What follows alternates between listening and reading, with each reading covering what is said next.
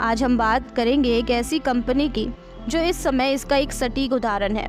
इसके कर्मचारियों को सैलरी तक नहीं मिल पा रही है। रविंद्रन साल भर पहले देश के सबसे युवा अरबपतियों की लिस्ट में शामिल थे। बायजूस की स्थापना 2011 में बायजूस रविंद्रन और उनकी पत्नी दिव्या गोकुलनाथ ने की थी। कि क्या है बीसीसीआई और बायजूस के बीच का मामला। बीसीसीआई ने बताया कि पहली बार 21 अगस्त 2022 को डिफॉल्ट हुआ था। 10,000 कर्मचारियों को निकाल दिया है अभी तक के अवेलेबल डेटा के अनुसार। हेलो दोस्तों, स्वागत है आपका हमारे यूट्यूब चैनल जनलोक टाइम्स में। सबसे पहले हमारे चैनल को सब्सक्राइब कर लें और बेल आइकन को प्रेस कर दें, जिससे जब भी कोई नई वीडियोस जैसे ही हमारे चैनल में अपलोड किए जाएं, उनकी जानकारी आप तक तुरंत नोटिफिकेशन के माध्यम से पहुंच जाए। आइए आज बात करते हैं कि कैसे कोई आसमान से सीधा जमीन पर आ गिरता है। आज हम बात करेंगे एक ऐसी कंपनी की जो इस समय इसका एक सटीक उदाहरण है। दरअसल लंबे समय से एडिटेक फर्म बायजूस आर्थिक संकट से जूझ रही है और इसके कर्मचारियों को सैलरी तक नहीं मिल पा रही है। इतने बुरे दिन बिताने के बाद भी अब बायजूस को एक और बड़ा झटका लगने जा रहा है। जी हाँ, खबर आ रही है कि नेशनल कंपनी लॉ ट्रिब्यूनल ने एडिटेक कंपनी बायजूस के खिलाफ दिवालिया कार्रवाई शुरू करने के लिए बीसीसीआई की याचिका स्वीकार कर ली है।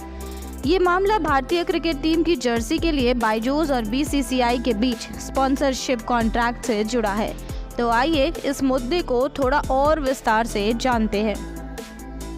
इस साल फोर्ब्स की अरबपतियों की नई लिस्ट में बायजूस के फाउंडर बायजू रविंद्रन की नेटवर्थ 0 बताई गई। आपको बता दें कि रविंद्रन साल भर पहले देश के सबसे युवा अरबपतियों की लिस्ट में शामिल थे।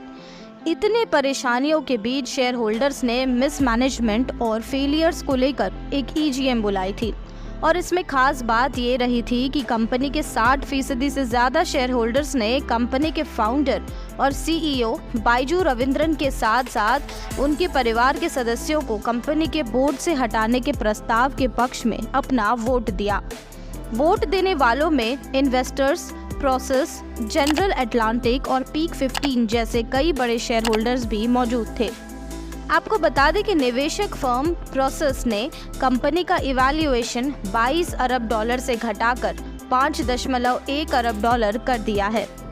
बायजूस ने कोरोना काल में उड़ान तो भरा, लेकिन अब सीधे जमीन पर आ गिरने वाले हैं। ये तो सभी को पता है कि बायजूस एक वक्त भारत की सबसे मूल्यवान स्टार्टअप थी, जिसकी अनुमानित कीमत 22 अरब डॉलर थी। बायजूस की स्थापना 2011 में बायजूस रविंद्रन और उनकी पत्नी दिव्या गोकुलनाथ ने की थी, लेकिन देखते ही देखते बायजूस एक लर्निंग ऐप के तौर पर मशहूर हो गया। रविंद्रन ने खुद इंजीनियरिंग की पढ़ाई की है। इसके बाद उन्होंने 2006 में छात्रों को गणित की कोचिंग देना शुरू किया। फिर साल 2015 में बायजूस लर्निंग ऐप लॉन्च किया। यह स्टार्टअप अगले 4 साल में यूनिकॉर्न कंपनी बन गया। इसके बाद कोरोना काल का सबसे ज़्यादा फायदा बायजूस को ही हुआ। जब स्कूल और कोचिंग बंद हुए तब बायजूस ने ही ऑनलाइन क्लासेस के माध्यम से अपना बिजनेस आगे बढ़ाया। तो आइए अब जानते हैं कि क्या है बीसीसीआई और बायजूस के बीच का मामला। 2019 में Byju's company Indian cricket team की ऑफिशियल स्पॉन्सर बन गई थी। अब एनसीएलटी ने भारतीय क्रिकेट कंट्रोल बोर्ड यानी बीसीसीआई को 158.9 करोड़ रुपए का भुगतान न कर पाने के कारण एडिटेक स्टार्टअप बायजूस के खिलाफ दिवालिया कार्रवाई शुरू करने का फैसला दिया। आपको बता दें कि बायजूस की parent company think and learn private limited है। एनसीएलटी की बेंगलुरु बेंच ने यह याचिका मंजूर करते हुए कहा कि बीसीसीआई और बायजूस के बीच ईमेल ट्रेल से यह साफ है कि थिंक एंड लर्न ने डिफॉल्ट किया है। बेंच ने पंजाब श्रीवास्तव को इंटरिम रिजोल्यूशन प्रोफेशनल नियुक्त किया है।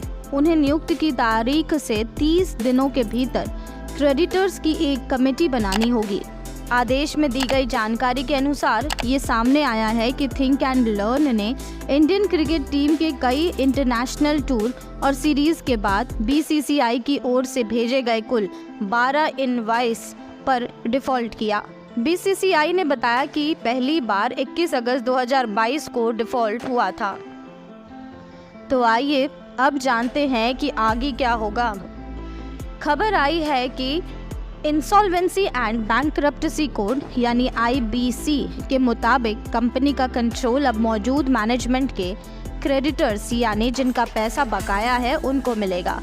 वहीं कंपनी के corporate insolvency resolution process CIRP में रहने के दौरान बायजूस के कोई भी एसेट ट्रांसफर नहीं हो सकेंगे।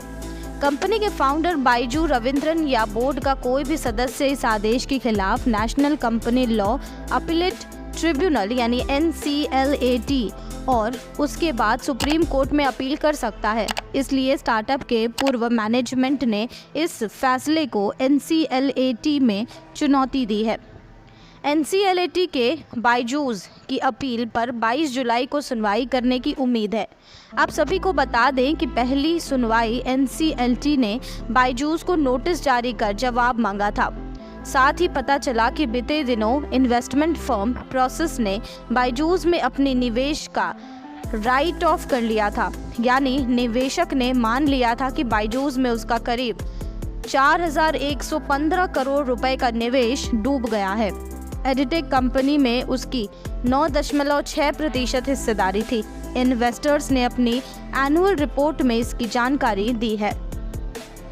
चलिए अब बात करते हैं कि कैसे हुआ बायजूस का ये हाल। 2011 के बाद से बायजूस रविंद्रन महज 7 साल में बाइजू रविंद्रन अरबपति बन गए। 2017 में शाहरुख खान को कंपनी ने अपना ब्रांड एम्बेसडर बनाया था। फिर वर्ष 2019 में कंपनी इंडियन क्रिकेट टीम की ऑफिशियल स्पॉन्सर बन गई। आपको जानकर हैरानी होगी कि साल 2021 में बाइजू नेटवर्थ की तुलना में पेटीएम को भी पीछे छोड़ दिया था। इसके बाद कंपनी ने आकाश एजुकेशन सर्विसेज को 7,300 करोड़ में खरीदा। कंपनी को आगे बढ़ाने के लिए उन्होंने ढेर सारा लोन लिया। ऐसे में कंपनी की ग्रोथ लोन पर टिकी थी, लेकिन यह ज़्यादा दिन टिक नहीं पाई। सूत्रों के मुताबिक बायजूस ने इस बार 100 से 500 लोगों को नौकरी से निकाला है। पिछले 2 साल में बायजूस ने 10,000 कर्मचारियों को निकाल दिया है। अभी तक के अवेलेबल डेटा के अनुसार बायजूस इंडिया में 14,000 कर्मचारी थे। ऐसा माना जाता है कि बहुत ज़्यादा कर्ज ने कंपनी को काफ़ी हद तक ख़त्म कर दिया। उम्मीद है कि आपको हमारा वीडियो पसंद आया होगा। ऐसे ही वीडियोस के लिए हमारे चैनल जनलोक टाइम्स को सब्सक्राइब कर लें और साथ ही वीडियोस को लाइक और शेयर करना ना भूलें।